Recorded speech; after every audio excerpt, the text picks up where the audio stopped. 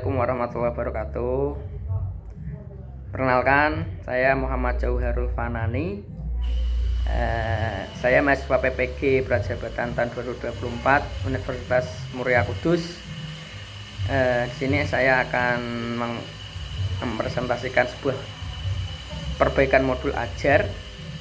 Tugas ini guna memenuhi tugas ujian tengah semester mata kuliah PPDP. Dosen pengampu Bu Lovika Ardana, SPD MPD. Modul ajar yang saya perbaiki atau saya analisis yaitu mata pelajaran IPAS fase C atau kelas 6 SD tentang menjelajah benua. Guru kelas atau penyusun modul tersebut adalah Bu Ayu Farida SPD, guru kelas 6 SD 1 Kalirejo. Nah, tugas ini berkaitan dengan memodifikasi modul ajar. Nah, sebelum kita memodifikasi modul ajar, apa sih itu modifikasi?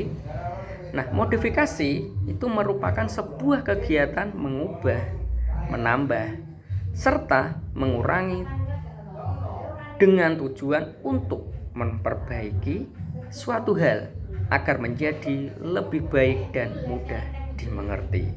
Selanjutnya, modul ajar.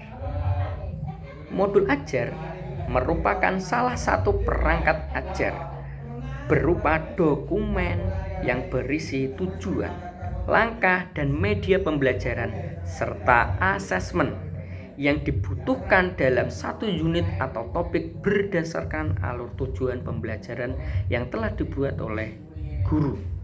Nah, di dalam modul ajar harus memuat 3 komponen inti, ya, dan harus disesuaikan dengan capaian pembelajaran dalam topik tersebut.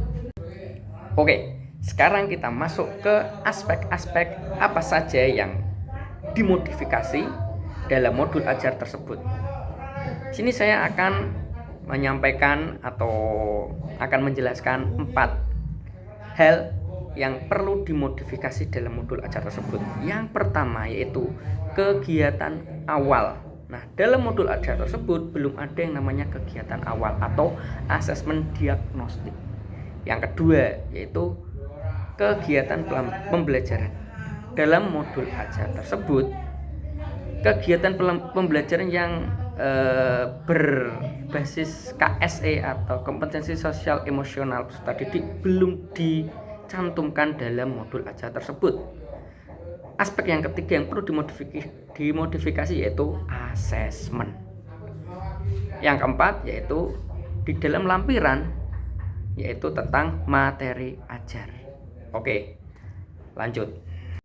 Oke, Bapak Ibu, kita ketahui bahwa asesmen itu dibagi menjadi 3. Ada asesmen diagnostik, asesmen formatif, dan asesmen sumatif. Ya, di dalam memulai sebuah pembelajaran atau di dalam kegiatan awal itu perlu yang namanya asesmen diagnostik. Nah, asesmen diagnostik itu biasanya atau seringkali digunakan di awal pembelajaran. Nah, tujuan dari pembelajaran diagnostik ya itu beragam, tergantung apakah asesmen diagnostik tersebut itu berbasis kognitif atau berbasis non kognitif. Nah, Bapak Ibu bisa perhatikan di slide atau PPT yang saya buat. Nah, tujuan asesmen diagnostik yang non kognitif itu ada 5. 1. Mengetahui kesejahteraan psikologi dan sosial emosi peserta didik. Yang kedua, mengetahui aktivitas selama belajar di rumah. Yang ketiga, mengetahui kondisi keluarga peserta didik. 4. Mengetahui latar belakang pergaulan peserta didik. Dan yang kelima, mengetahui gaya belajar serta karakter siswa serta minat peserta didik. Nah, Bapak Ibu semua, tujuan itu penting untuk memetakan bagaimana guru untuk menentukan strategi pembelajarannya bagaimana berdasarkan berbagai latar belakang peserta didik tersebut, sehingga pembelajaran bisa berjalan secara efektif, terarah, dan menarik. Nah, berikut asesmen diagnosis non-kognitif yang dapat dimasukkan dalam modul ajar tersebut. Berikutnya, yang perlu diperbaiki dalam modul ajar tersebut yaitu komponen sosial emosional.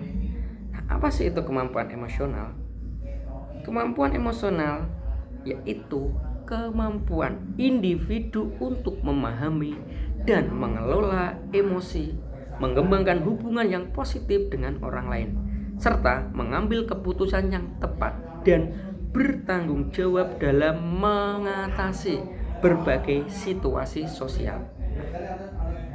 Kompetensi sosial emosional mencakup kemampuan untuk berkomunikasi dengan baik, berempati, dan bekerja sama dengan orang lain.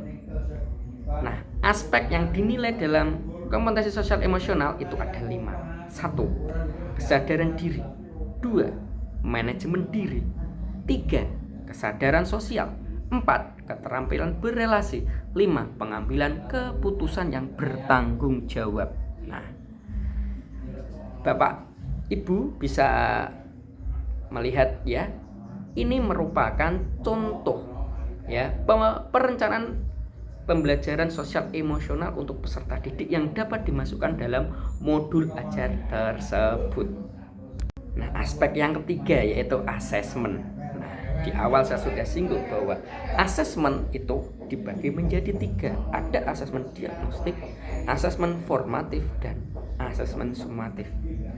Bapak Ibu, di dalam membuat sebuah asesmen itu perlu yang namanya kisi-kisi agar penilaian bisa jelas, terarah, dan bersifat objektif. Nah, dalam modul ajar tersebut belum ada atau belum dilampirkan kisi-kisi tentang penilaian yang digunakan, baik itu penilaian sumatif maupun formatif yang digunakan oleh guru tersebut. Nah, berikut kisi-kisi yang dapat dimasukkan dalam modul ajar tersebut.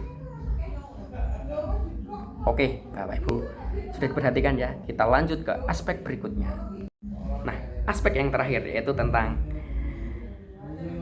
lampiran materi ajar dalam modul ajar tersebut. Nah, dalam modul ajar tersebut materi yang dilampirkan hanya ada 1, yaitu materi ajar yang bersifat kognitif.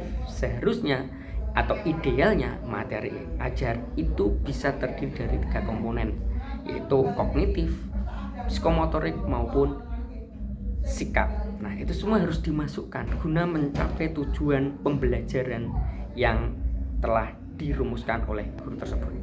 Nah, demikian analisis atau modifikasi modul ajar yang dapat saya sampaikan. Kurang lebihnya mari kita diskusikan di kolom komen. Salam bahagia dan maju terus pendidikan Indonesia. Terima kasih. Demikian modifikasi modul ajar yang dapat saya sampaikan. Terima kasih. Assalamualaikum warahmatullahi wabarakatuh.